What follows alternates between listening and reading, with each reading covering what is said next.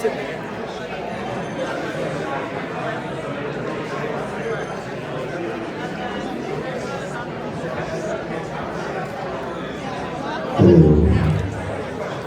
right, hello everybody. We know we still have some people coming in. We know IO is planning on leading many more songs this evening before the night is out. But if everybody can, please get to seats. And there is room, just like the community board. There's room for conversations outside.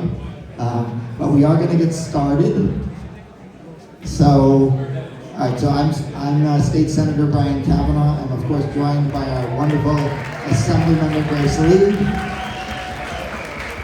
I want to begin by thanking PS20 and Principal Sarah Pinto for giving us this space to bring this community together tonight.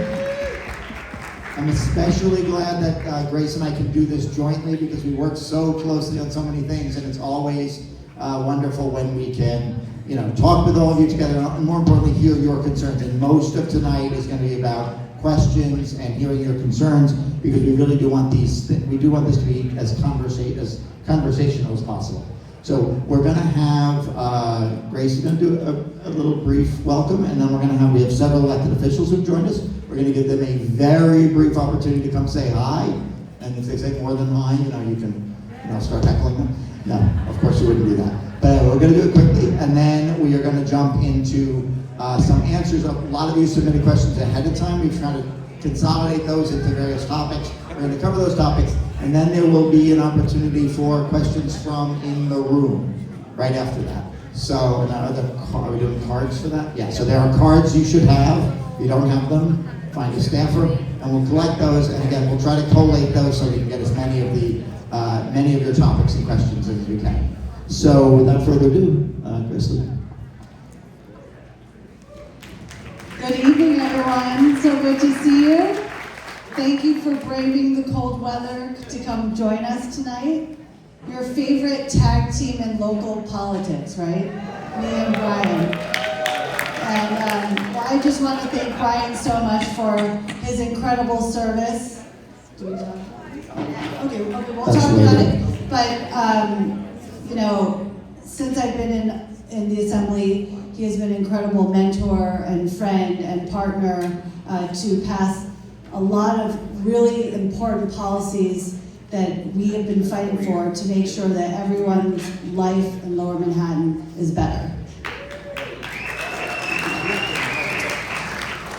And just one example of that was in my first year in the Assembly, when we fought to get $400 million in the budget for the Emergency Rental Assistance Program for NYCHA and Section 8 residents who had been taken out of that program during COVID. And that money helped to keep so many families, not just in New York City, but all across New York State in their homes. And when we started that, they said, good luck, you'll never get it done. And by the end of the budget, the governor called it one of the highlights of the year.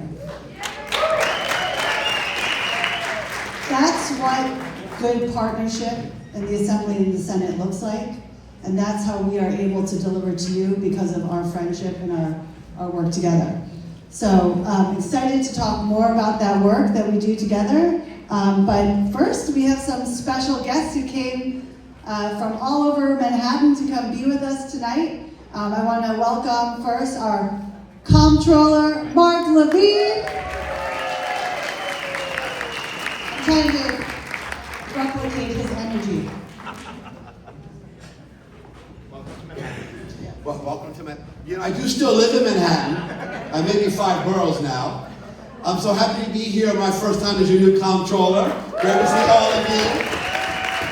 I have to say that Councilmember Marte, Assemblymember Epstein, and I were very hurt when you called it. I'm sorry. Council members Epstein and Marte and I were very hurt when you called yourselves the #1 team in Manhattan politics, because, where are we? It was a tag team, and strictly speaking, I was an Assembly member, and then I tagged Harvey, and he became an Assembly member. Okay. So that's why we're also a tag team. All right. Very good. I am going to keep it very brief. I think you know that in my new role, I have a number of key functions in keeping an eye on our economy, our budget, and our pension fund.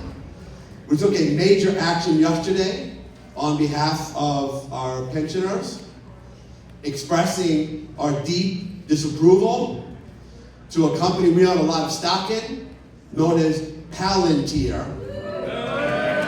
which is partnering with ICE, and we have determined that constitutes a severe reputational, operational, civil rights, and human rights risk to that company. And we are demanding a third-party audit of that work. This is our power as shareholders. I'm going to keep you updated on this. We're demanding better from Palantir, and stay tuned. More companies coming. Yes, indeed. Yes, indeed. In just 30 seconds left, I do want to address a topic I know many of you are concerned about, which is the state of New York City's budget. And the truth is that we do have a significant budget gap this year, despite the fact that our tax income is strong. But I do not want you to panic about this. We have a strong economy in New York at the moment, and we're going to get help from Albany, I know it, and we're going to get through this and get a good budget in the spring. I'm going to be there watching it for you. My goal is that this continue to be a city that invests in the deep inequality that we have here, a city where we have a booming stock market, and last night we had over 90,000 people in the homeless shelters. We must address this inequality. We must make sure that our city government is a vehicle for serving people in need, in good times and in bad, even in the midst of this difficult fiscal situation. We're going up to Albany Wednesday to speak to their financial committees, to demand and request more help for New York City at this difficult moment. I'm out there fighting for you guys. I promise I'll continue to be. How's that for high energy? You good? Okay. Good luck in this town hall, guys. I love you. I miss you. I'll be around the 5 boroughs. I promise I'll be back. Thank you very much. All right, and now we've got our council members. You guys want to come up together? We've got Council Member Christopher Marte and Council Member Harvey Epstein, formerly known as Assembly Member Harvey Epstein.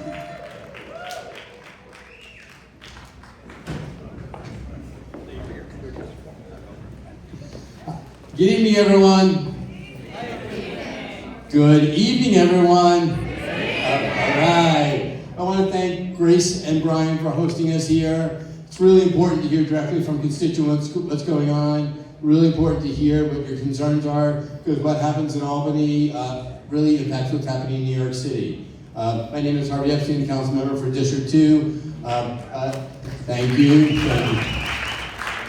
Chanel Elliott from my team is here. If you need any questions for us, talk to Chanel, she's my deputy chief of staff.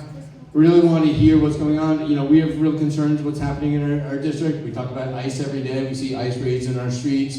We talk about what's happening in the budget. We talk about the future of affordable housing. We're really fighting on the city level to do what we can to build the affordable housing, to talk about a better city for all of us. And really, thank you, Grace and Brian, for your work and leadership. And for Brian, I just, he'll be leaving state government at the end of the year. Thank you for your 20 years of service and all you've done for the folks of Lower Manhattan, Brooklyn earlier, the folks of Lower Manhattan now, and for our great state. Thank you.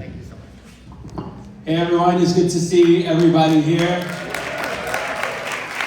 Since Harvey covered everything that we're doing in the city council, I just want to talk about the importance of this event, right? Many people have lost trust in government. Many people feel like government is not representing their needs. Many people see the mountain of snow and think government is not functioning. But this is the opportunity to voice your concern. This is an opportunity for a dialogue. And this is an opportunity not just for our state elected officials, Brian and Grace, but there's a lot of staffers here who are listening, who are gonna go back and gonna make sure that we put things into action. And so I wanna thank Senator Kavanagh. I want to thank Assemblymember Grace Lee for not just hosting this event, because I've been to some town halls around the city and maybe 5 people show up. but really promoting this event to make sure that every single corner of our district is represented in this room. And so I want to thank you for showing up in the code, and let's have a productive conversation here.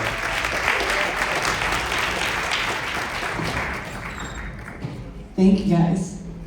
I just want to take a minute to just encourage people who are standing by the door who want to just come sit down. Don't feel shy. There are seats available.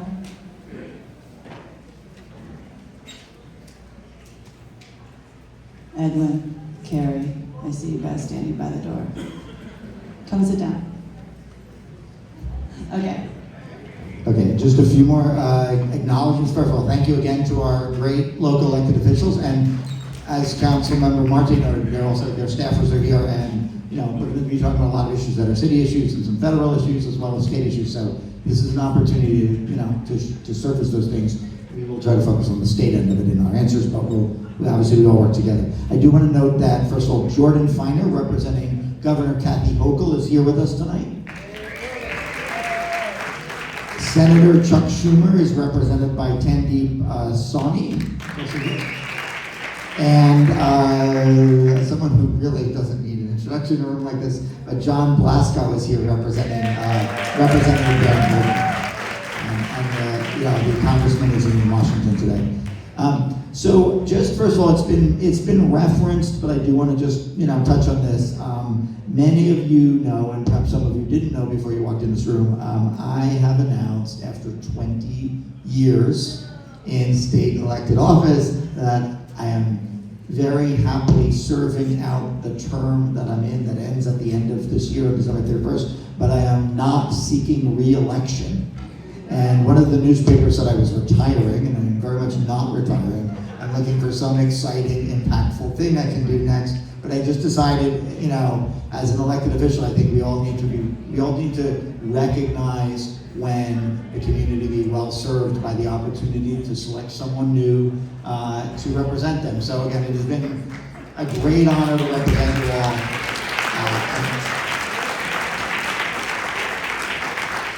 And I'll continue to do so for another 11 months.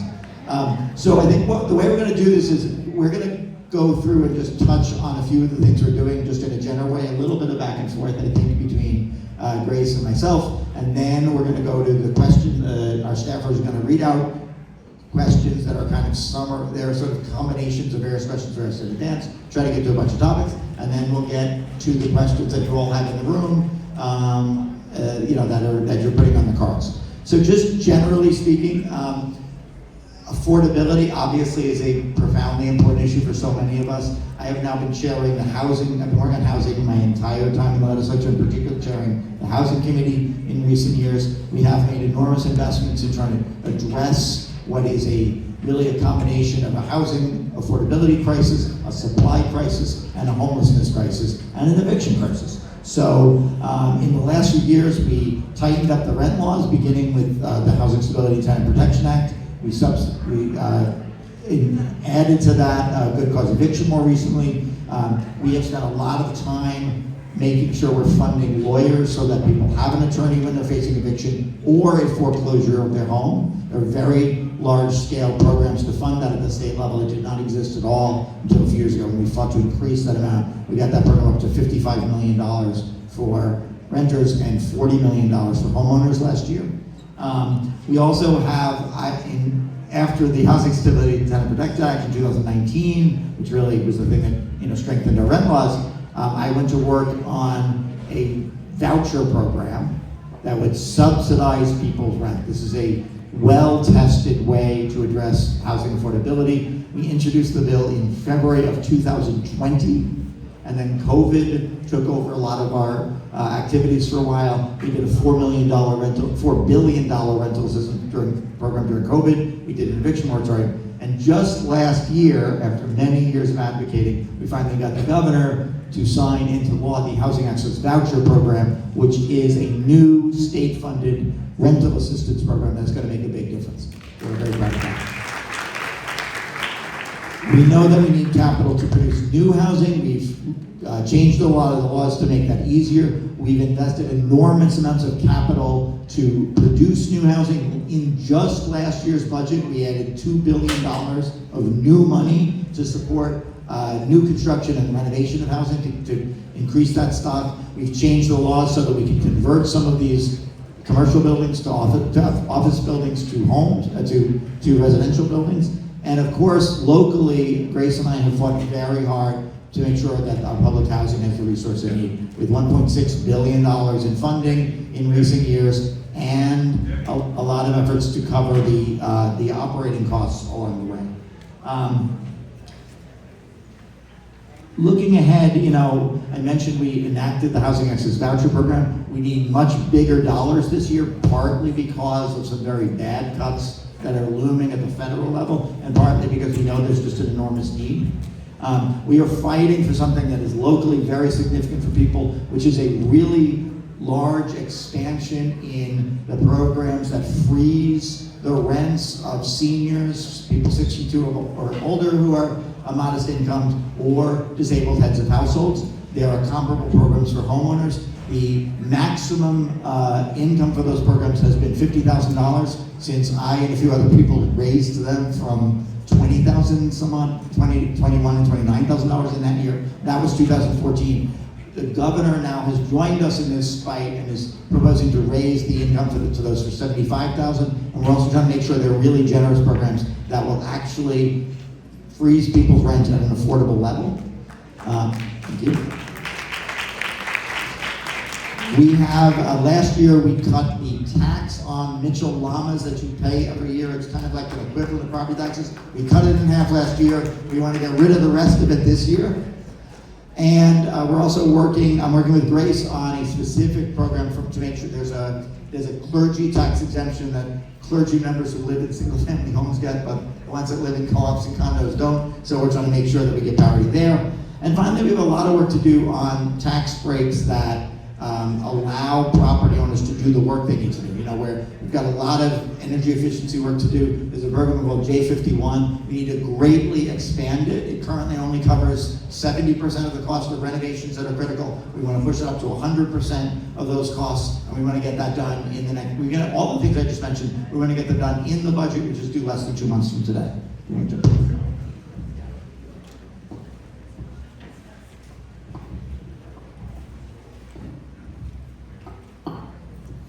Speaking of affordability, one thing that I think our mayor has done well in championing is childcare. Childcare is one of the biggest affordability pressures families are facing right now in New York. And we know that when care is unaffordable, parents can't work consistently, kids lose stability, and families are forced into impossible daily trade-offs. So, we have been pushing for universal 3K and pre-K statewide, and for New York City to expand their free care to 2-year-olds, also known as 2Care. And in this year's budget, Governor Hochul has announced a major expansion of child care programs.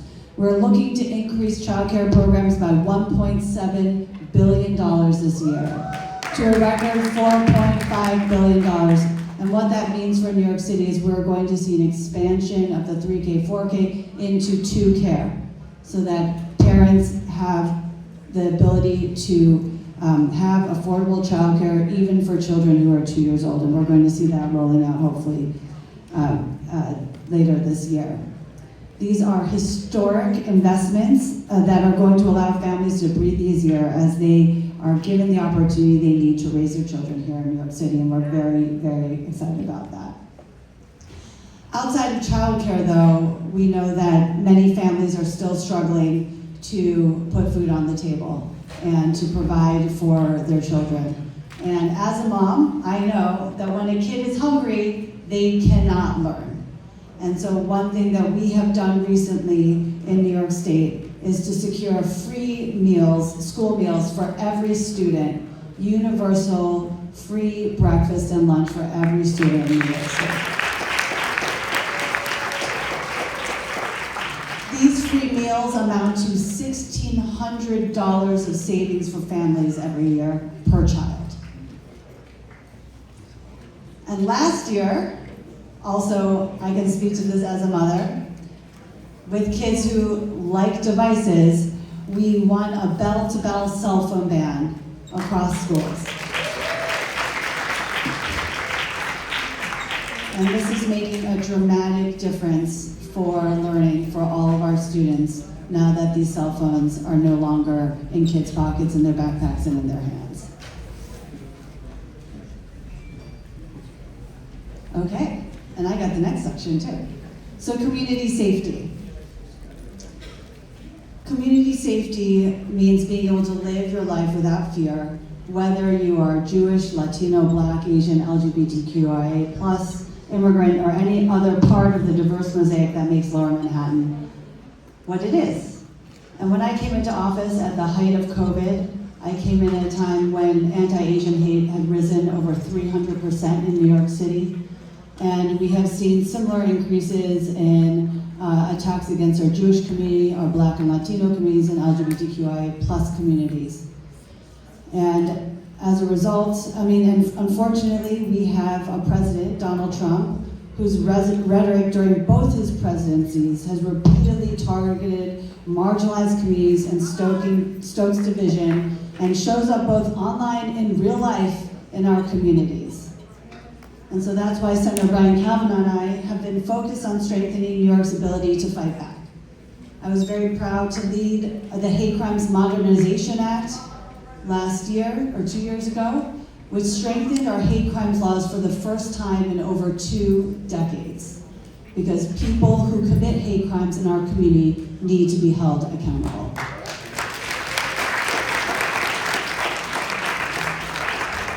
We also passed the Stop Hiding Hate Act, which requires social media companies who are allowing this hate and harassment on their platforms to proliferate, to cause more fear and hate, to report twice a year to the Attorney General on how they are addressing hate speech and harassment on their platforms.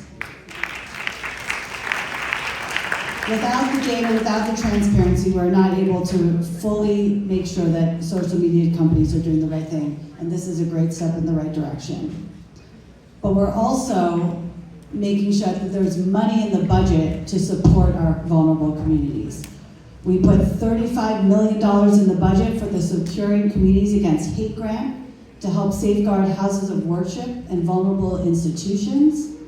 And we also fought to secure $90 million for Latino, Black, and Asian serving organizations so that all of our diverse communities have the social services in language accessible, culturally competent ways.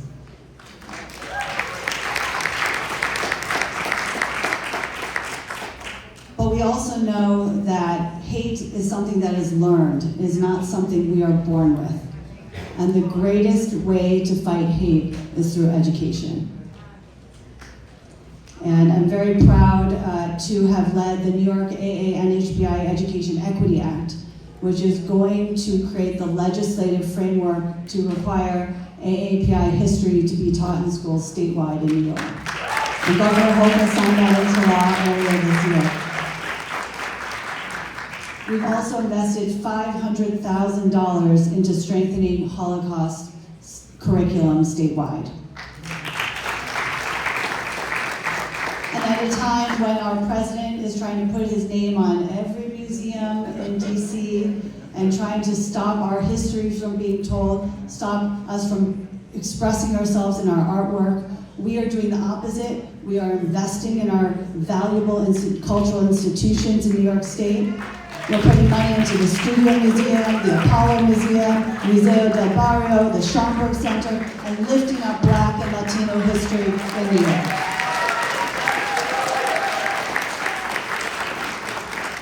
And I would be remiss to talk about a bill that we worked very closely on together, Senator Kavanagh and I did, especially as we head into February, because we made Lunar New Year a statewide school holiday in New York State. And New York now is the first state in the country to recognize Lunar New Year as a statewide school holiday. the most celebrated Asian American holiday in the world.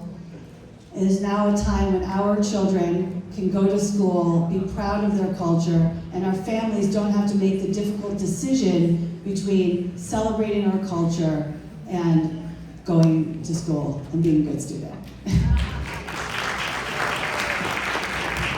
Okay, just a few more brief remarks. We'll get to questions. We're just on we work very closely on environmental protection. So one big topic is preventing people from being exposed from toxins. We have a lot of legislation we're working on so-called forever chemicals, or PFAS. They are all over environment. The Biden administration proposed new standards to get PFAS out of your drinking water.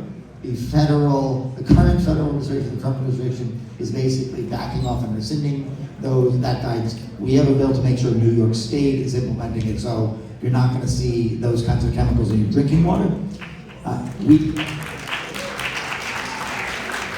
We have legislation. There is a loophole in federal food safety law that allows food producers to put ingredients in your food without any notice, either of the ingredients or the safety science, to the FDA. It's called the Generally Recognized as Safe loophole, and very surprisingly, I found this hard to believe when I first found it out, food companies could do their own science, determine that they think something is safe, and add it to your food. So just today, I passed the bill in the Senate that will basically close that loophole and require disclosure of those chemicals in New York in a way that is public. It really will change the face of food safety in the whole country, because of course the foods that are sold here are sold everywhere else in America.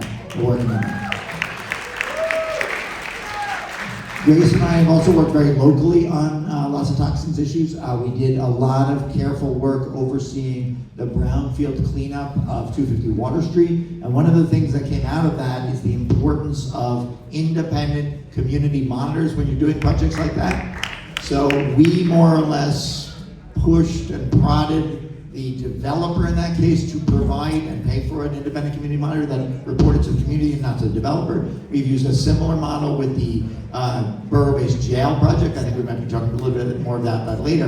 And we are now doing that at the resiliency project in Battery Park City, where there's an independent monitor, again, who is not responsible to the developer, but is responsible to the community. We are trying to make that a standard part of the law. We have passed a bill to make sure that is available in brownfield cleanups.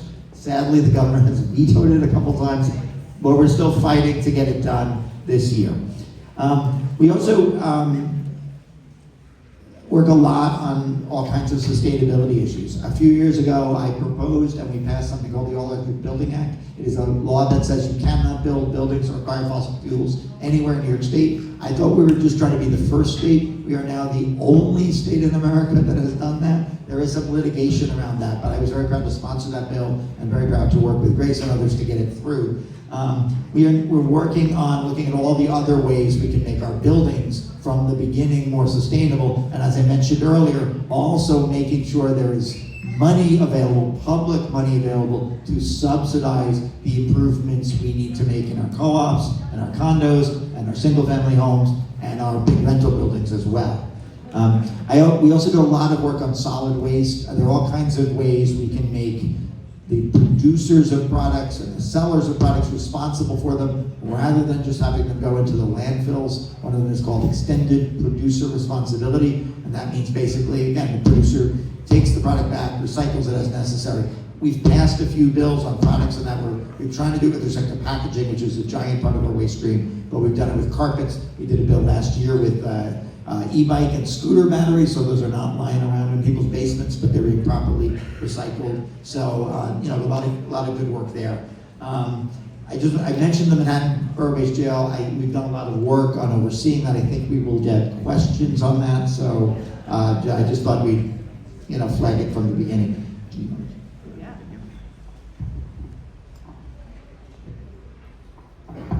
So as thrilling as Albany work is in legislation, we also like to have a good time in the community, right, Brian? Definitely. And one of the great things that we enjoy, one of the things we enjoy the most, I think, is being out in the community and celebrating our incredible neighbors. So every year we host our annual Rhythms of LES with our beloved community leader, Daisy Paez, who unfortunately isn't here today. We meet with constituents at our mobile office hours across the district. Our photos are a lot out of order. Where's Rhythms? Are we next? Oh yeah, okay. We march in the Pride Parade. We host our annual Black History Month, where we get to celebrate incredible Black leaders in Lower Manhattan with Harvey Epstein. But you know, I think these moments matter not as celebration, but it's a way of bringing our community closer together. And so we really, you know, I think these are very cherished moments for us to be able to come together. And if you are not on our mailing list, please join, because that is the best way that you can find out about all of these events, and as well as on our social media. But we are just, it's such a pleasure to be out in the community with all of you, so thank you very much. Just one last looming topic before we get to the Q&A part, just the federal situation. Two aspects of that. First of all, we have enormous threats of federal disinvestment in the most basic things that we need to live healthily and productively and to thrive in our societies. We have enormous proposals on housing cuts. I mentioned some of our responses to those before. We've got giant cuts that they've been working on in food. We've taken steps, first of all, to call out the federal government on that, especially the SNAP cuts during the shutdown, but some of those are persisting, and enormous cuts in Medicaid as well that are coming down the line and are expected to go into force next year. We've got a bunch of steps we're taking to do that. We've got the federal government abdicating responsibility for protecting people from housing discrimination. So we passed laws to make sure New York has the tools available, and Tish James, our Attorney General, and our housing agencies can protect us. And lastly, I'm just going to mention this because I know we're going to talk about more during the Q&A, but we're taking many steps. We've taken many steps, and we've got a very ambitious legislative package to address the horrific situation of ICE in our communities and in lots of communities across the country, and make sure that we're doing everything we can within the powers of the state to address that. So again, I think we're going to go to the Q&A section, but just to say, in times like this, it is most important, first of all, that those of us in government hear directly from all of you, that all of you, all the people in this room, have an opportunity to work together, to support each other, to be engaged civically as you are tonight, and to make sure that we are continuing to deliver the message that we want government and institutions that are responsive to people. We want our democracy to work effectively, and even when we disagree, we can come together and discuss our differences and come up with solutions and move forward together. So again, thank you all for being here tonight.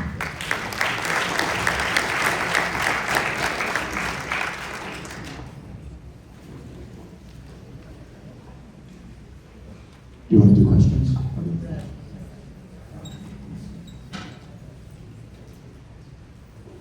So we are seeing, again, we are really in unprecedented times. We're seeing our federal government murder US citizens, snatching people off the street, sending armored tanks down Canal Street, sending ICE agents into our local businesses on the Lower East Side.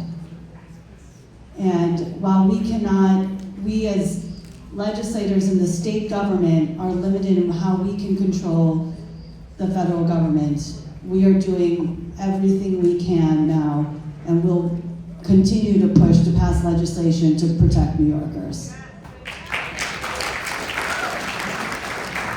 And one of those ways is making sure that we're holding ICE accountable.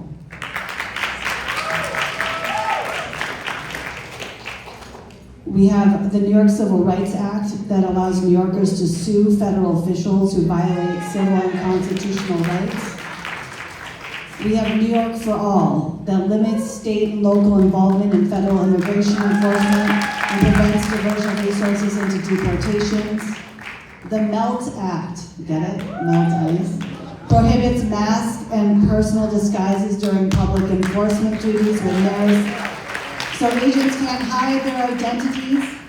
The Radar Act, to create a public dashboard reporting aggregate data on federal immigration enforcement activity in New York. And the Safe Air Act, which ensures that state tax subsidies and public contracting aren't used to support deportations in New York State. So we're going to be pushing very hard to get this legislation passed this session and to protect our neighbors. And what else? Oh, and we have another guest. So we're going to have Brad Hoyleman Siegel, formerly state senator, now borough president, and company just saying quick hello, and a really phenomenal legislator for so many years right now. Back at you. Back at you, Kavanagh. Can we give it up for Brian Kavanagh and Grace Lee? I mean, what an outstanding turnout. Upstate, I'm Manhattan Borough President, Brad Hoyleman Siegel. I almost said state senator. But I'm your Manhattan Borough President. Hello, it's so good to see you. I just want to mention two things, which is one, community board applications are open. Please apply now. Thank you very much. Yes. You can go to our website and download the application. They're due on February 27th. Thank you very much, and hope you can get your application in. Two, we're having our borough convention, an inaugural celebration. That's going to be on February 22nd. We'll leave some flyers out, but it's going to be at Lincoln Center. We already have 2,000 RSVPs, almost as many people in this room, and it's going to be a good time. We're going to have a guided conversation where you help the borough president's office set the agenda for the next year. So I hope you can join us for that. But thank you again. And hats off to Brian Kavanagh, the hardest working legislator in Albany next to Grace Lee. Good to see you guys. Thank you, Greg.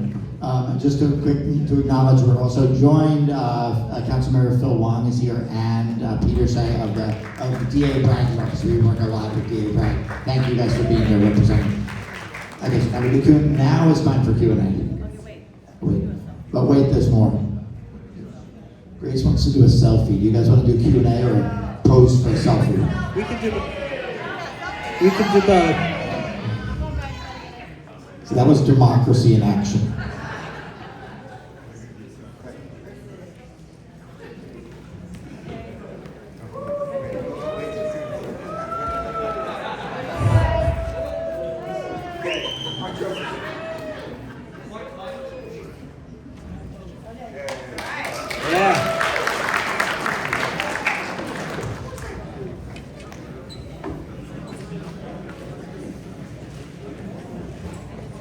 All right, so now we are going to do the pre-submitted questions. We got a bunch of questions from all of you, and we sort of collated them and summarized them based on how many that we got in the broad range. Is it pretty quiet? Can you hear me now? I'm maybe just gonna have to yell. I have a very little voice. Okay. All right, is this better? Yeah, okay, great. So what I was saying is now we're going to read questions that you all submitted. We made summarized versions of those questions, and I can kick us off. Actually, my colleague Fanny will kick us off, yeah. Hi everyone, so these are actual questions that people have sent in. So the first one, we're gonna let Brian answer this one. New Yorkers' civil liberties are being threatened like never before. How can we be proactive to protect New Yorkers from ICE raids? What are specific proposals or bills in the state legislature intended to address this issue and protect New Yorkers? Okay, we just talked about some of the specifics. We do have a package of legislation, and incidentally, the governor has proposed several of those bills in her executive budget, which is due to pass by March 31st. So we are all geared up to take prompt action. And again, the biggest one we can do, in my opinion, is make sure that no locality in this state and no state and local officials are putting their resources in the hands of ICE to do their work for them. And we're going to ban that statewide. There are unfortunately currently a whole bunch of local governments in New York that have contracts with ICE to facilitate their work. We're going to ban that very soon. We also, in addition, I mean, Grace mentioned a bunch of the things before that we're trying to do to make sure that people's rights are at stake. We've also been funding substantial resources so that people have attorneys when they're facing immigration issues. So a lot going on there. Part of the question is what we can all do. There are trainings on how to be vigilant about what's going on. You should not, in my opinion, physically interfere with federal agents. You know, we've seen some bad things can happen, but you can bear witness, you can film, you can exercise your rights. I was very proud the Public Theater did a public event where people read various texts. I was very proud to stand on the steps with like Lin-Manuel Miranda and many of our elected officials. Just my reading was just the text of the First Amendment. We've got to remember we continue to have rights in this country. We've had many federal judges tell the federal government to stop doing what they're doing. We all need to stick together. We all need to look out for our neighbors, and we need to advocate for state legislation. And while we do a lot of legislation, I think organizing on the ground is very, very important. So we had ICE agents on the Lower East Side try to go into a cafe and to pick up some of the workers in that cafe, but the barista knew her rights, and she got the ICE agents to leave. So my office organized a small business canvas 2 days later on Saturday, and some of you were there for it. I want to thank you all. We spent 2 hours providing pamphlets in Spanish, English, and Chinese to the local businesses to inform and educate our small business owners, our workers, on what to do if ICE enters one of their establishments. We would love to do more of those. If you guys are interested, please let us know. We'll be promoting that. But these are the ways that we can help each other and support each other through this time. Great, and so now for our next question. Why do residents who live within the congestion pricing zone have to pay the toll to return to their own homes? I really appreciate it. We're not shying away from the hard questions here. So congestion pricing, as most of you probably know, is a program where people pay to enter the central business district. Sometimes it's got some other names in the law, but basically it is a current program. Everybody has to pay regardless of where you live, with some exceptions based on people's income. We know that it is very onerous for a lot of people. It is a program that was intended to raise substantial revenue. The way the law worked is the legislature authorized it, and then it created a body to consider exemptions. That body got thousands of requests for exemptions, and had they done them all, they would have basically exempted everybody. So they took a very limited approach. The program has raised $518 million, and it is the basis for billions of dollars of projects. I think we are going to get questions on improving bus service and subway service and adding elevators to stations. That work is critical. Grace and I have pushed the MTA to consider additional, basically expansions of the exemptions, particularly for low-income people. The law has an exemption if you live in the district and you don't make very much money, but it is not really an exemption because you have to pay the full amount for a whole year and then file your taxes and get the money back a year later. That makes no sense. If people are entitled to a discount, you should just give them the discount. And again, for people at the lowest income, you're really not supposed to be paying it at all. So we're working on that. We'll continue to have the conversation with folks. But I mean, for what it's worth, a lot of people asked us, why don't you just pass a law that exempts everybody who lives in Manhattan, in the zone? And the truth is that would require legislators from all over the city and all over the state to agree with us. When this was done, I represented Brooklyn as well as Manhattan, and the people on the other side of the Williamsburg Bridge wanted to know why they were being charged to come to their synagogue or their medical appointments on the Lower East Side. So getting an exemption from our people, but still getting the revenue, it was just not something that was possible. I do see a hand following up, and if we may, there are cards. If you want to do follow-up questions, please put them on a card. Please, we're going to continue, just so we're going to get as many different people's questions as I can, so I'm just going to ask you to hold off. Okay, so for the next question, it's related. When is the elevator at Delancey, Essex getting built? Where in the process is the MTA, and when will construction begin? So I was not a senator when this project started, or when but I've been a senator for a number of years now. The difficulty is that the deal to make that station accessible depends on the Essex Crossing development moving forward. That was the deal from the beginning. We, Grace and I, and honestly all of your elected officials, Chris Marte, the borough president, and everybody have fought very hard to push. For a while we were pushing them to say, well, if you can't build the whole thing, you can at least build the concrete box in which the elevators are going to go. But it does appear that deal is finally come together, and that this year construction on the elevators will begin.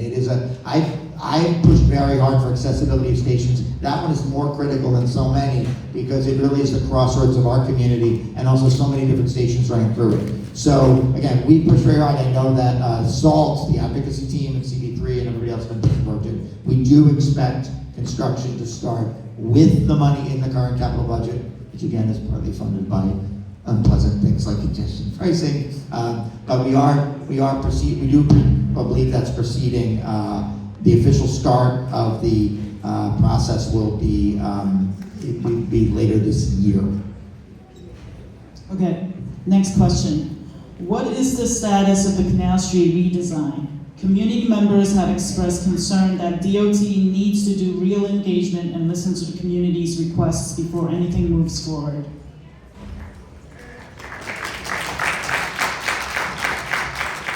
Well, first of all, I want to thank all the community members who have shown up to the community board meetings and the DOT hosted meetings about this, because the robust conversation that is happening at those presentations is the reason why they haven't started yet. So I want to give all of you a round of applause for being there. Our staff has been attending, Ryan and I have also attended meetings, and we understand that there are significant concerns that need to be addressed to make this a practical solution for the community, while also addressing the safety issues on Canal Street. So we are going to be having a meeting soon with the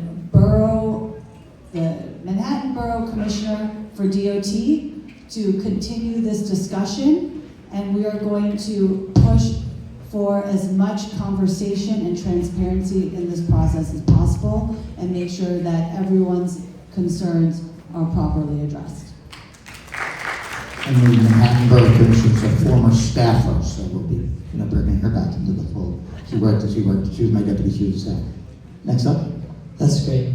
So what is the status of the Manhattan Borough-based jail? How will you work with the new mayoral administration on this issue?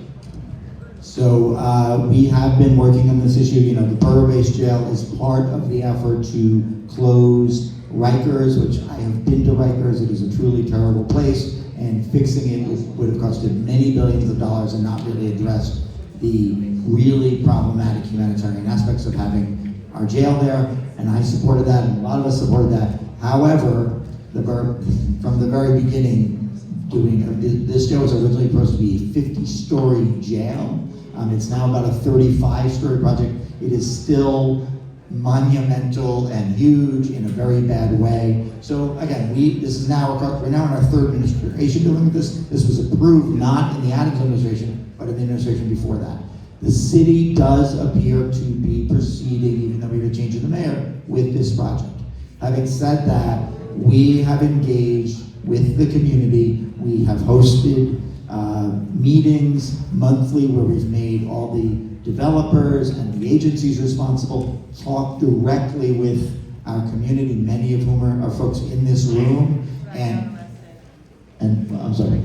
And Gail, Grace is about to tell you how she got arrested, but I thought it would be more dramatic if she told it. But no, we've worked hard to hold the city accountable, particularly during the demolition phase when there was lots of noise and lots of potential for environmental exposure. It is not something we can make perfect, but we really have worked to hold the city accountable on that.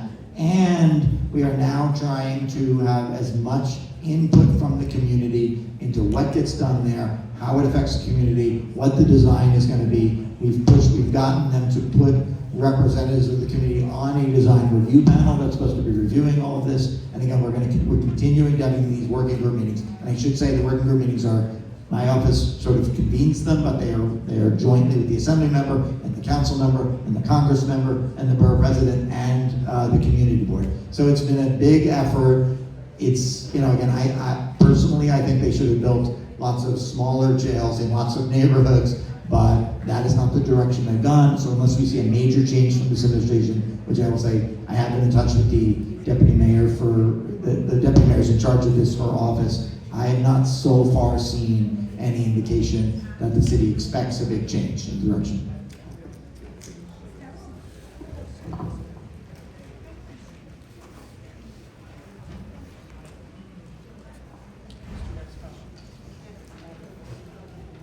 Okay, so next question. Many NYCHA residents have expressed fear and concern regarding the RAD PAC program. Specifically, residents have expressed concerns regarding NYCHA's engagement and the lack of explanation about options for residents. Can you explain the differences between Section 8 and Section 9 funding, the rights NYCHA residents have under the different programs, and how the decision to convert to RAD PAC gets made? That sounds like a question for the housing chair. So Section 9 is the program that funds public housing. It is a federal law. In a prior time, the federal government was very committed to putting lots of money and working with localities to build lots of housing that would house people in a comfortable, safe way in their communities. Over the course of many years, the federal government, not just in this administration, over the course of many years and many administrations and many Congresses, they have backed off that provision and they have been inadequately funding public housing for decades. I will say the state and the city, although this was always primarily a federal responsibility, the state and the city have not, there were many years where the state and the city were also not doing our part.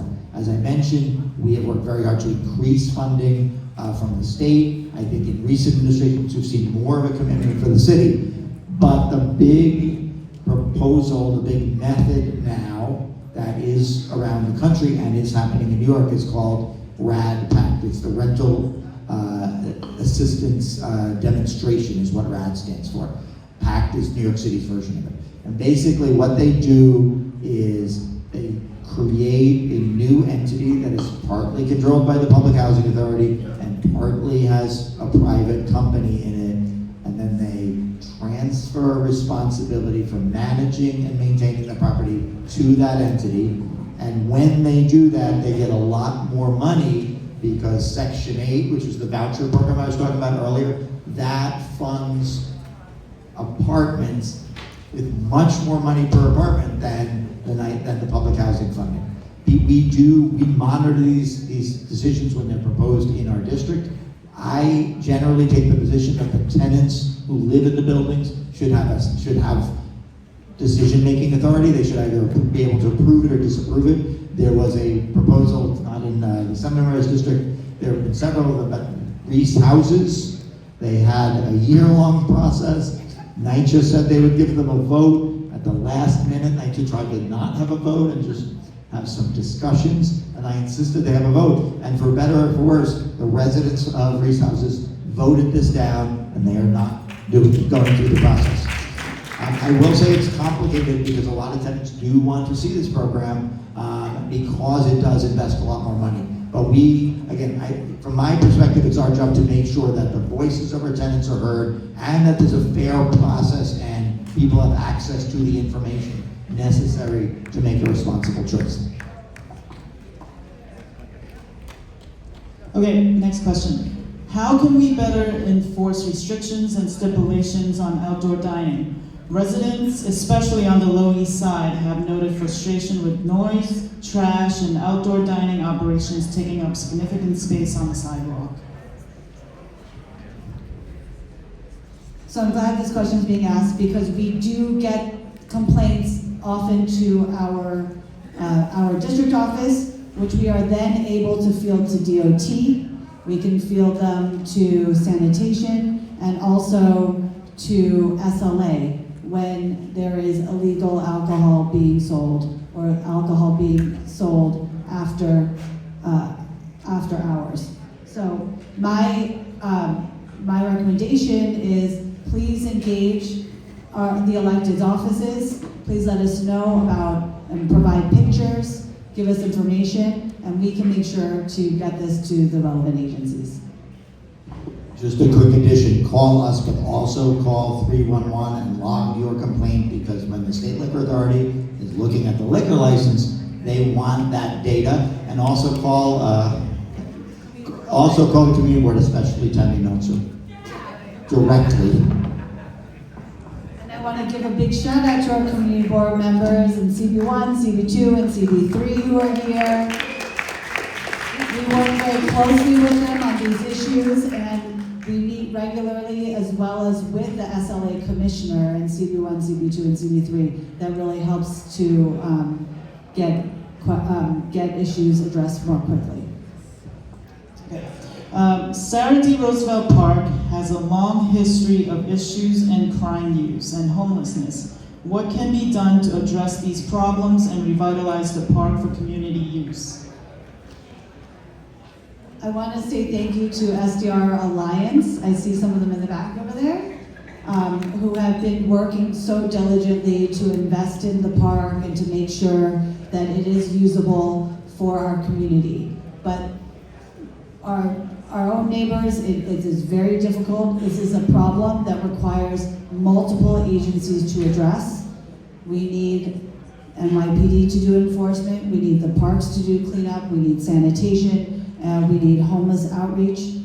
And so one of the things that my office is going to be doing in the next couple of months is helping to put together a working group of local stakeholders so that we can meet on a regular basis and start to address these on a more regular timeline. This has worked in Washington Park, Washington Square Park, right? And some of the other parks across Lower Manhattan, and it's time that we bring that strategy down to Sarah D. Roosevelt Park. Our Manhattan Borough Commissioner, who is now the Parks Commissioner, told me that this was one of her priority parks in Manhattan. So I'm excited that she's now the Commissioner, and hopefully that she will really be able to invest resources to make sure that Sarah D. Roosevelt is a place where people feel safe, they can spend time there, their children can be, and a place that we can all enjoy. Thank you. Okay, next question. Food insecurity is one of the top concerns on people's minds.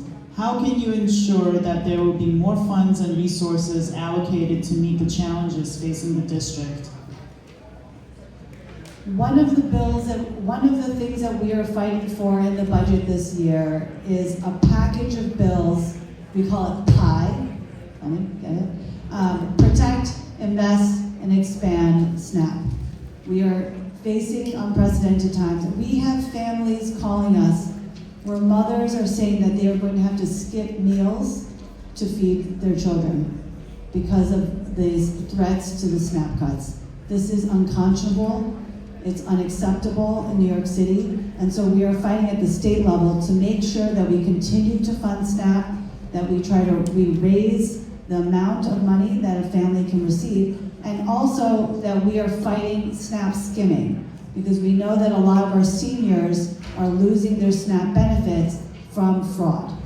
And so this year, after months of advocacy across the legislature, I was very proud to be fighting for this in the Assembly. The governor is investing money to transition SNAP cards from swipe to chip. And this is going to get rid of 87% of snap skimming just by upgrading the technology, and we're finally getting that done in the budget.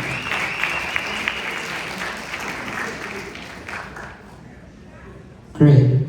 So our last question before we go to the note card section and kind of the second part of our program is e-bikes and e-bike safety remain a big area of concern, both with regards to e-bike batteries and safety on the streets.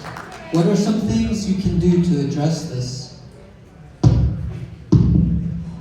Okay, so two distinct safety issues. Number one, well, first of all, e-bikes are an incredibly important addition to our transportation infrastructure. They are clean, they are efficient, they get people around, they reduce traffic. But two big concerns. Number one, the batteries, especially as they get older and are not properly maintained, do cause concerns. And so the city of New York, under the prior administration and the current administration, really is committing to create many more ways to make sure that those batteries are not being stored in improper places. They're creating outdoor facilities, especially for delivery cyclists. They're creating programs where people can trade in old batteries with new batteries. Again, especially delivery cyclists who are using very high volumes of the bikes and the batteries. And I mentioned I passed a law with Deborah Glick, our great assembly member from northwest of here, to make sure that the companies that are producing these batteries are responsible for taking them back at the end of life in a way that is convenient for the consumers and handling them properly, and incidentally getting all of that valuable lithium out of them and putting that into new batteries so we're not doing all kinds of unnecessary mining all over the world for those materials. So we've got some big things going on. The second half is street safety. I think it's great that more people are using e-bikes, it's wonderful, but they need to follow the laws, they need to stay in the bike lanes, and they need to stay off our sidewalks, and especially the bigger, heavier bikes. Until recently, these bikes were not in the vehicle traffic law at all, which means they were all illegal. So we added them to the vehicle traffic law, and we set speed maximums on them that are lower than the speeds cars are going, and other rules. The big thing we lack is a registration of the bikes. And Brad Hoylman-Siegel, when he was a senator, and I sat in a room in Albany and decided who's going to introduce that bill, and we decided he would introduce that bill, and I'm the second name on it. He has now moved on. I think it's very important. If you had to register the bikes, then they had a plate like a car. It's much easier to do reasonable enforcement, and we should especially do that for the heavier, larger e-bikes that are being used for commercial purposes. So we're trying to get that done. More than that, if you have particular concerns, call 311, call the precinct, because there are sometimes situations where particular businesses in the community are particularly flagrant about the law. So again, and then you can call our offices and your community board as well and try to address that. Thank you. So now we're going to move into questions received tonight on note cards. And first, the question is, the Lower East Side has historically always been a transit desert. Are there any transportation options that are going to increase in the near future?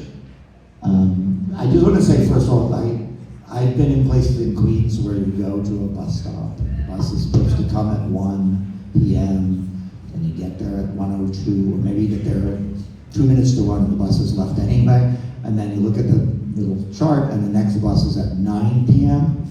And I also grew up in Staten Island. There are parts of the city that are very difficult to get around, and we have strong transit partly because we're centrally located and a lot of the subway system is intended to get people in and out of Manhattan, but also because we have advocated over many years for strong transit, and a lot of our colleagues in other parts of the city advocate for cars. So, years ago when they were trying to end M8 bus service, we had tens of thousands of signatures we gathered and told the MTA they couldn't do that. We've pushed for greater service on a lot of our bus routes. We have specific concerns about the M14A, which is not as nearly as frequent as the D. I don't necessarily think those should be the same because M14 is a very important route, but we push for more service on the M14A and other routes that really are serving communities where the subways are not great. And again, a lot of this, the MTA has been in a fiscal crisis for a long time. A lot of what we have done in recent years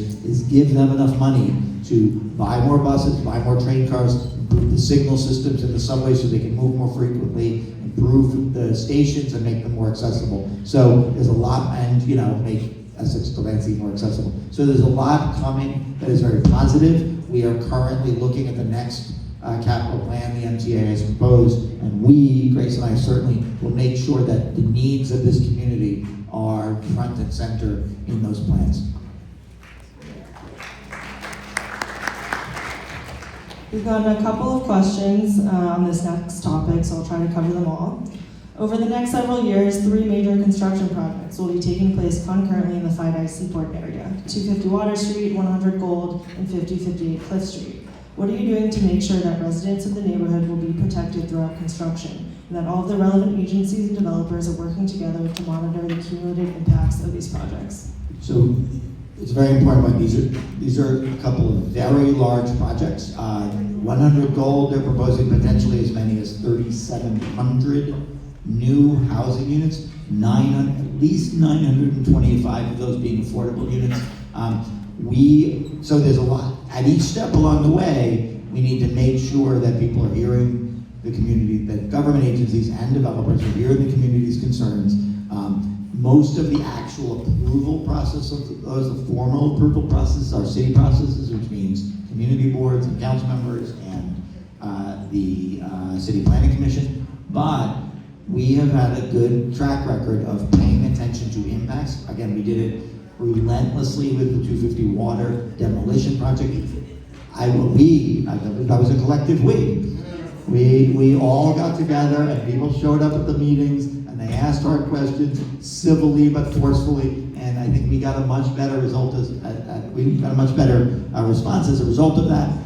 We need to continue that. I will say it is unclear whether these projects will proceed at the same time, but from my perspective, each of them is big enough to have a major impact. So we will have to work to monitor them, and I know there's particular concerns with residents of Southbridge, and we've heard, mostly honestly in preparation for this town hall, we've heard a lot of people expressing concerns about air flow and intake and all that. We are happy to talk specifically about the physical concerns and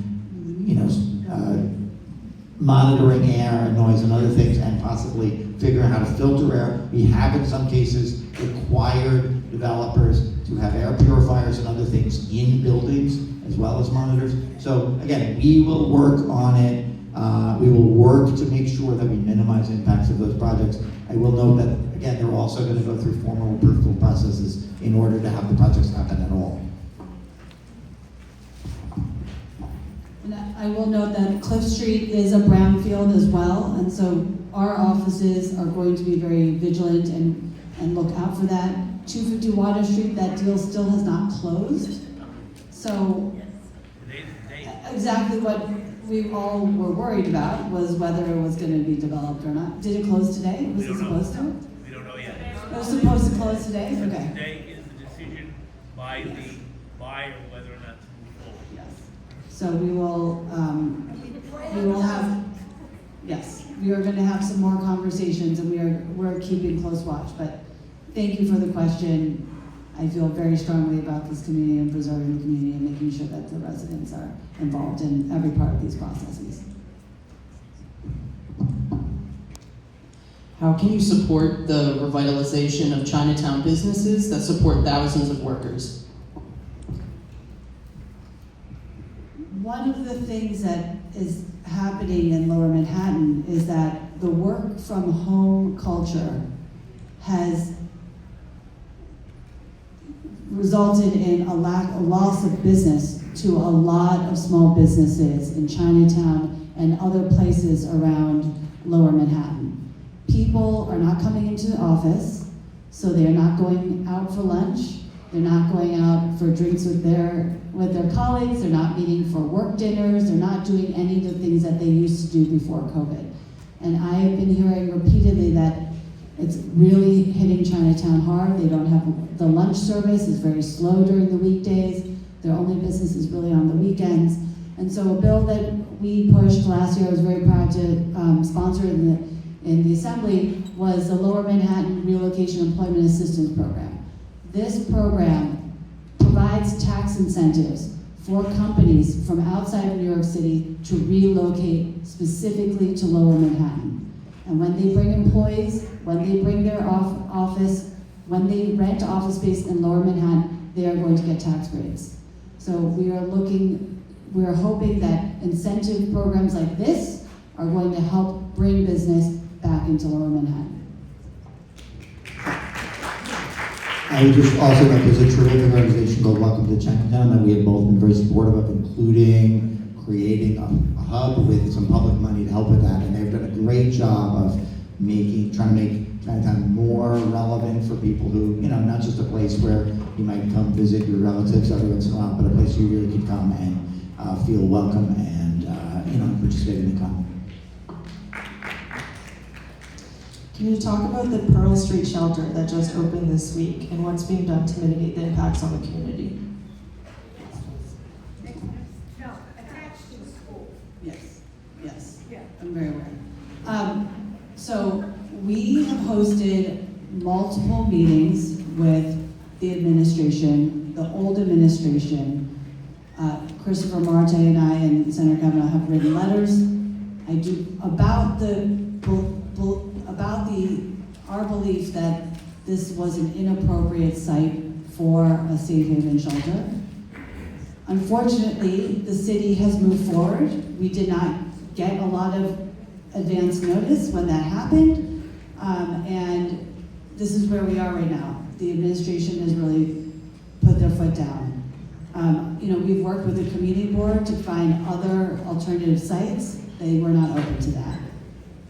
At this moment, given where we are with this safe haven shelter, we need to make sure that we are holding the city accountable, as well as the shelter managers accountable for making sure that it is a well-operated shelter and that safety and quality of life issues are maintained for our residents. Grace, is it legal for the mayor to override the decision that the judge made not to open the shelter there? Is this a legal procedure? Well, they filed the fair share. They did what the judge told them to do, which was they had to redo the fair share. They redid the fair share evaluation, and then they said that was it. They said we're fine. Yeah. What is this fair share? What actually is a fair share? What is that? We have. So we will. Let's talk offline, just so we can. I'd be happy to talk offline, but I want to make sure everyone's questions get answered. But yes, I share your frustration, and let's talk more offline. When will construction be finished on the East River Park waterfront? Is the council member in the room? No, this project's going a long time. I will say we have been, we've worked with them particularly to address impacts at particular points. I mentioned that this is not in the Sunrise District, but East 10th Street has been a disaster zone for a long time. We have pushed the city to do two things. Number one, move expeditiously, and also mitigate the impacts as they go. It has been hard. It is a huge project. I know that there are many strong feelings. There were some strong feelings in favor of that project. There were a lot of strong feelings against. It was approved through various, the entire resiliency project has been approved through processes that went through several community boards and several council members. But I actually don't have a specific timeline, but I think most of the park is expected to be open by this spring and summer, but I think they may still be doing some construction along the way. And of course, as we noted, resiliency, they're still working on the Seaport project, they're working on the battery, so we will unfortunately be dealing with resiliency projects for quite some time, partly to make sure that we don't get inundated the next time a Sandy storm happens. And I was here for that, and it was rough for a lot of our communities. What action is being taken against unlicensed slumlords who engage in illegal tenant retaliation, who push rent-stabilized tenants out, whose buildings are non-ADA compliant, who paint over mold, who ignore mandatory Department of Buildings inspections, and who engage in tenant harassment to illegally destabilize rent-stabilized apartments. Repeat the last part of it. Grace and I will discuss it in the next question, but just give us a little flavor. Should I do the whole thing? Yeah, just do it for everybody. What action is being taken against unlicensed slumlords who engage in illegal tenant retaliation, who push rent-stabilized tenants out, whose buildings are non-ADA compliant, who paint over mold, who ignore mandatory Department of Buildings inspections, and who engage in tenant harassment to illegally destabilize rent-stabilized apartments? So we changed the laws in 2019. I worked about 18 hours a day for 2 months to get this done. We basically eliminated just about all of the loopholes in the law that make rent-regulated apartments more valuable vacant than occupied.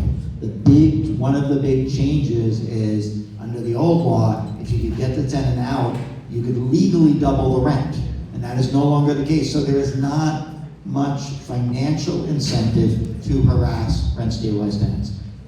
Notwithstanding that, 2 problems. Number one, we do see harassment of non-rent stabilized tenants, and we also continue to see some harassment of rent stabilized tenants. I stood with the district attorney of Manhattan and my colleague Michael Lasher to introduce bills that are intended to create much more serious criminal penalties when landlords are systematically harassing tenants. The governor has now joined us in that, and we expect to pass it and get it signed into law in a couple months. And again, that is the district attorney's office looking at the tools they have available, deciding they're insufficient, and asking us to do something more, and we're doing that. A lot of what needs to happen is enforcement, and I will say we have a new mayor who has created we have some applause for the new mayor. Give the people what they want. We have a mayor who has really, leaned into this and created offices of public engagement, mass public engagement. He has created and revamped the office that is supposed to specifically protect tenants. And when he announced the housing commissioner, he also announced mayorally sponsored, he's calling them rental ripoff hearings, but circumstances where landlords are doing the wrong thing and they need to do the right thing. We also work very closely on individual cases with Cooper Square Committee and Goals and other organizations. Except for Goals. We got the Goals is in the house. But we work very closely to pressure individual landlords to do the right things. We show up at press conferences. We demand that the buildings department and HPD they work hard, but make sure they are really being responsive to the most egregious cases. We work with the district attorney and the attorney general on that as well. And HCR, for rent stabilized housing, the state housing agency, also has a tenant protection unit, which we created and funded a number of years ago, that also go after landlords that are on a systematic basis harassing people. But it is an ongoing problem, and we're working on it. And we're happy to follow up afterwards if that's okay. No, and please. Just an update on timing. We are at 7:33, so we're going to be extending the town hall to 7:45 to answer a few more questions. So just want to give that update. And then my next question. And we'll chat afterwards. Okay. How do you feel about your problem, sir, is that the appellate division first department supervises housing court. So when there's the state attorney general's office, Charles F. Sanders falsified documents of the appellate division first department. 2 clerks at that department helped him, and the avenue of redress is to the chief judge at the Court of Appeals. So 5 people over the course of 6 years have been to the Court of Appeals, and the court. And the next question. Okay, no, I just want to respond. I am happy to look into the individual circumstances of this. Davis at the Court of Appeals will not give the complaints to the chief judge. I don't think. Why are you paying these people's salaries? I don't pay their salaries, and I don't think yelling this from the first row is going to be the conversation you want to have. And I'm happy to have I will have the conversation with you. And we do, we oversee the judiciary sometimes. I am happy to have a thorough conversation with you and talk to our attorney general's office and address it. We're not going to resolve it with me sitting at this blue table. Okay. Thank you. Okay. Next question, we just have a few more questions here, everybody. We're going to wrap up by 7:45. Is how do you feel about raising taxes on the state's most wealthiest? We have, thank you for the question. We also got some cards and other organizing, and it's nice to see people organizing. So I have voted in many circumstances for more progressive taxation. I prefer making our existing tax structure more progressive rather than novel new things like reinstituting stock transfer tax, which hasn't generated revenue in decades, and I think would be litigated for the next half a decade. But more progressive taxation on individuals and corporate entities are things we support. I think Grace will talk about some of the specific bills. The other thing I just want to say is there are also giant loopholes we need to close. Madison Square Garden has paid 0 property taxes since 1986. I've introduced a bill for many years. They saved $50 million a year, just that one corporation, by paying 0 property taxes. We should repeal that. That's just one example, but there are a lot of corporate loopholes we can also fix. Columbia University and NYU also do not pay any property taxes. And I proudly support the Invest in Our New York budget bill policies that are about progressive tax, about increasing taxes. We do need to address the huge gaps in wealth inequality in New York City. We have a responsibility to do it, and I think we should. Just one more note on this. A lot of the way we do that is supporting very large increases in spending for specific purposes, and sometimes that's a better way to galvanize support. So for example, I've been a sponsor of universal child care legislation for a number of years. I talked about much larger investments in rental assistance and lawyers to protect people when they're being evicted. So we've been pushing for those things for a long time, but obviously if you want to spend the money, you need to raise the money. So, we're continuing to work on it. Is the unregulation of Bitcoin causing or leading to more social and economic problems in New York? Probably. That's I think Grace knows more about this, but just to say, all of that, cryptocurrency stuff is very complicated. It allows a great deal of opaqueness in our systems. There is a lot of evidence that money can get transferred and hidden in ways that can be problematic and can facilitate bad behavior, including lots of crimes. Obviously, also these technologies have a lot of benefits, and but again, we also have very little ability to regulate that stuff because New York State is our Department of Financial Services the only one that did not allow crypto marketplaces to open. But 49 states approved them, and the federal government approved them, and the federal government does have preemption over some financial regulation that we might otherwise want to do.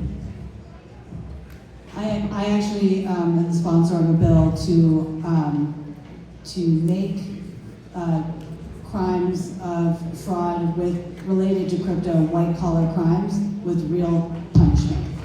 Because these are real financial crimes that are hurting a lot of people, and so that is something that I'm pushing for in the Assembly.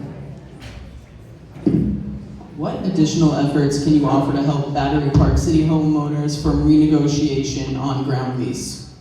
That's my district and not the Assembly member, so I'll take that one.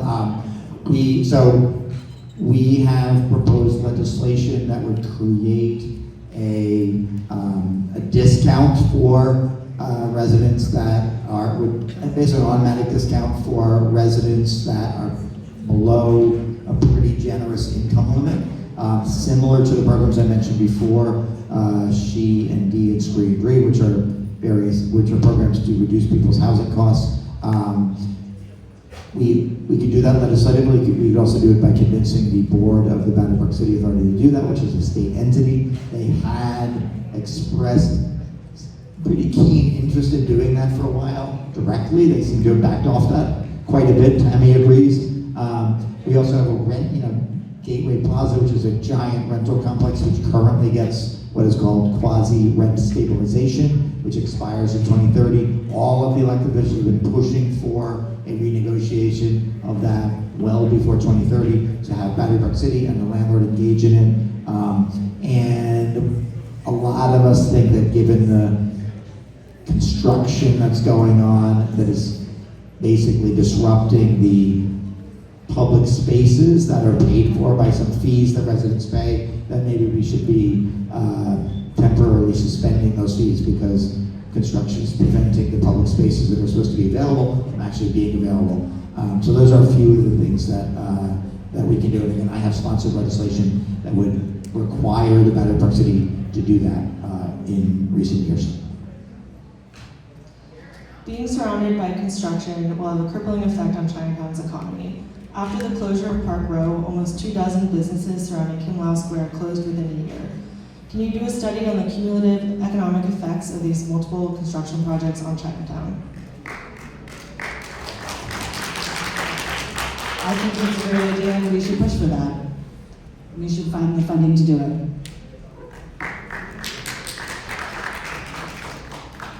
Please talk about your plans for J51 moving forward, as well as what can be done to mitigate the huge property tax increases being experienced by older co-ops plus HDFCs as they're struggling as they're sunsetting. This is a housing, at least one housing walk besides me in the room. J51, I mentioned before, is a large-scale program that is intended to fund renovations in multiple dwellings with tax reductions. And basically, we passed a bill a couple of years ago to renew that program. It is supposed to be adopted by the city of New York. It took the city a while to adopt it, so they only did it last December, and now the program is once again expiring by June. So we are trying right now, I have legislation, the governor has legislation, to make those programs much more generous in a few ways. First, J51 currently only covers 70% of the cost of renovations, which means your co-op or your rental building need to come up with the other 30%, otherwise they get no benefit from the tax break. We are proposing to make the benefit cover 100% of the cost of the renovations that you're doing. Secondly, it's been hard to access those programs. There are giant application fees. It takes a long time. The paperwork is very expensive. We're trying to get the city of New York, perhaps voluntarily, perhaps through changes in statute, to make it easier to access. The third big thing is it only covers co-ops with very low average assessed value. I have been proposing for the past year to push that number up very substantially. By the data I've seen, the current program would only cover about 40% of larger co-ops that are subject to Local Law 97, which is the environmental law that requires you to make changes. 40% is nice, but we should push that number up much higher. The governor actually seems to agree and has proposed. I had conversations with them. They did propose a significant higher number.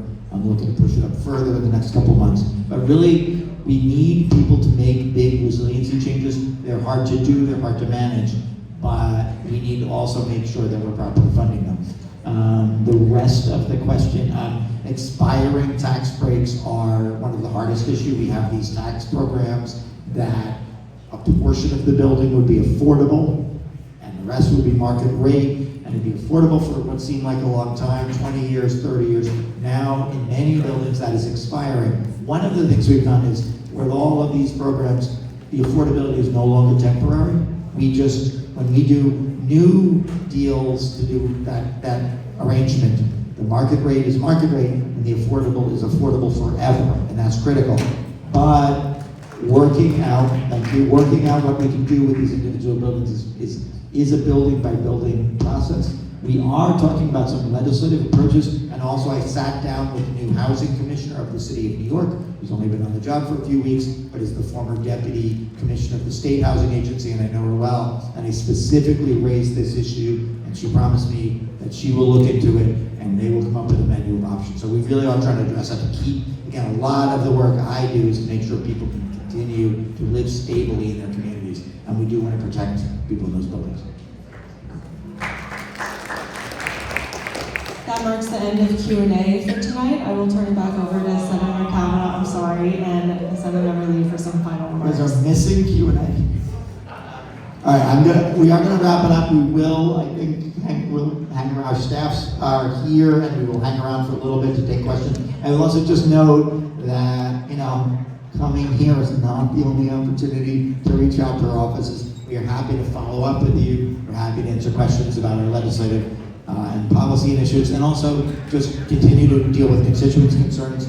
I'm just going to end by thanking all of you for what has been a really wonderful conversation, very civil and substantive. I also do want to thank my staffers who put an enormous amount of work into this, and I know Grace will do the same, but Dan and Bree and Sharif and Judy and Pat and Tony and Adam and Emily, my chief of staff, my very hardworking leader, chief of staff, and Leon, thank you all for your work, and I'll turn it over to Grace Lee. Thank you so much, everyone, and I want to say thank you to my staff, Alex, Fanny, Jack, Hayden, Paolo, and our